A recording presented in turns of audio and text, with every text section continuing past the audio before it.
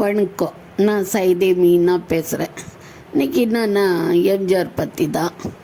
இதில் என்னன்னா அவர் தோட்டத்தில் ஆடு மாடு கோழி எல்லாமே வளர்ந்ததுன்னு சொல்லுவாங்க. ஆடு மாடு கோழி இதெல்லாம் எல்லாரும் வளர்க்குறதுன்னா கூட இவராண்ட ஒரு கரடி வளர்ந்துதான். கரடி வளர்த்துருக்கிறார். கரடி வளர்த்து அது ஒரு கட்டத்தில் அந்த கரடியும் இறந்து போயிடுச்சாமா. என்னன்னு பார்த்தீங்கன்னாக்கா அவருக்கு குழந்தைங்க இல்லை. குழந்தைங்க இல்லையே கட்டி அவர் எல்லா படத்துலேயும் பாட்டு சீனில் எல்லாமே குழந்தைங்கள வச்சுக்கினே தான் பாடுவார். அது யாராலையுமே மறக்க முடியாது. நல்ல சின்ன குழந்தையிலேருந்து பசங்க பள்ளிக்கூடத்து பசங்க அளவு வரைக்கும் ஒவ்வொரு பாட்டுலேயும் அது பசங்களை வச்சுன்னு பாடுவார் அவர். அப்போ ஆட்டுக்குட்டியை தூக்கி வச்சுன்னு பாடுவார். மாடு பற்றின பெருமை எல்லாம் பாடுவார். மாட்டுக்கார வேலன் படத்தில் அந்த மாடு பற்றின பெருமையெல்லாம் இன்றைக்கும் அந்த தாளம் அந்த பாட்டோட அந்த கருத்து எல்லாமே அப்படியே மனசுலேயே நிற்கிற மாதிரி இருக்கும். அந்த மாதிரி அவர் செல்ல பிராணிங்களாக நிறைய இதெல்லாம் வளர்த்துருக்கிறார். இப்போல்லாம் பார்த்தீங்கன்னாக்கா கிளி இல்லாமல் வளர்க்குறது கூட தப்பு சொல்லிட்டு கிளி இல்லாமல் ஒரு கட்டத்தில் கிளி எல்லாமே எல்லோரும் வளர்க்குறவங்க இருந்து வாங்கின்னு போட்டாங்க. அது வளர்த்தவங்களுக்கு மனசு கஷ்டமாக இருந்தால் கூட அதில் ஒரு உண்மை இருக்குது, தெரிஞ்சுக்கணும். அந்த கிளி பறவைங்க எல்லாமே அதுக்கு ஆண்டவன்னத்துக்கு ரெக்கையை படிச்சிருக்கிறான். அது சுதந்திரமாக பறந்து வளர்றதுக்கு தான் திரியறதுக்கு தான் ரெக்கை படிச்சிருக்கிறாங்க.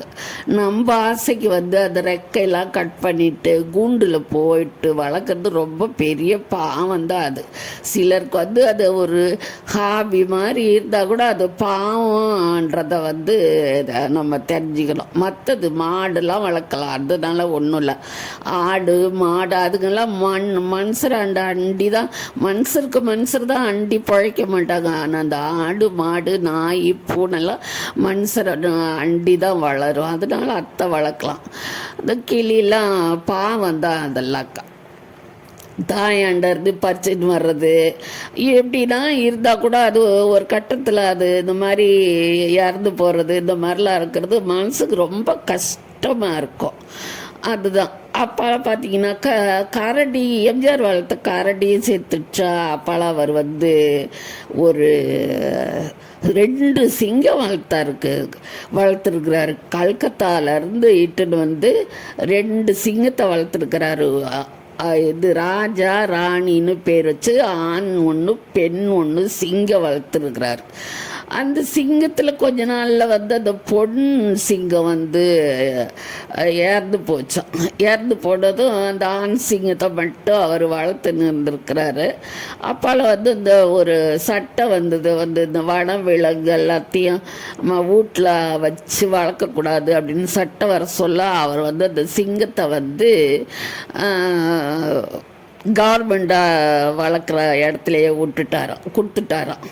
அது அப்போல்லாம் வண்டலூர் ஜூ இருந்ததா என்னன்னு தெரியல. நான் சின்ன போதாக இருக்க சொல்லலாம் காந்தி மண்டபத்தில் தான் அந்த பறவை மிருகம் எல்லாம் இருக்கும். அப்போல்லாம் தான் வண்டலூர்னு பெரிய அளவில் ஆரம்பித்தாங்க.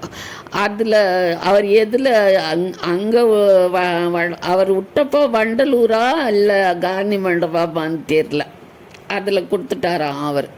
அப்போ அவர் சொன்னது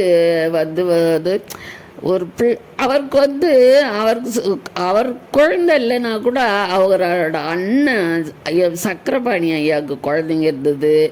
ஜானகி அம்மாவோட ரிலேட்டிவ்ஸ் எல்லாருக்கும் குழந்தை இருந்தது. அதெல்லாம் அங்கே அவர் தோட்டத்தில் அவராண்டே இருக்குமா. நல்லா இது பண்ணின்னு பசங்களாண்ட நல்லா பாசமாக வளர்ப்பாராம். அதே நேரம் கண்டிப்பாகவும் இருப்பாராம். அப்படி குழந்த சொந்தமாக ஒரு குழந்தை இல்லைன்னா கூட நான் இந்த மாதிரிலாம் இதுங்களை வளர்த்தாலும் இதுங்க கூட என்னாண்ட இருக்க மாட்டேங்குதுங்க, ஒன்று இறந்து போயிடுது அப்படின்னு சொல்லி வருத்தப்பட்டதாக பத்திரிகையிலலாம் படிச்சிருக்கிறேன் நான் சின்ன போதில். எனக்கு கூட அப்படி தான், நாய் வளர்த்தா சரி கோழி வளர்த்தாலும் சரி, ஒன்று இந்த பூனை பிடிச்சின்னு போயிடும் கோழியை, நாய் வந்து எப்படியாவது இறந்து போயிடும். அது மனசுக்கு ரொம்ப கஷ்டமாக இருக்கும் அந்த டயத்தில். இல்லைன்னா நான் ஓடி போடும் எங்கனாவது. நான் வந்து பசங்களை வளர்க்குற மாதிரியே கேட்டுக்குள்ளாரையே அந்த நாயும் வளர்ப்பேனா, அதனால் நாய் என்ன பண்ணும், எப்போலாம் கதவை திறக்கிற சமயத்தில் ஓடிடும். அப்படிலாம் இருந்திருக்குது. நீங்கள் என்னென்ன வளர்ப்பீங்க அதெல்லாம் கமெண்ட்டில் சொல்லுங்கன்னா அடுத்த வீடியோவில் பார்க்கலாம். வரட்டா?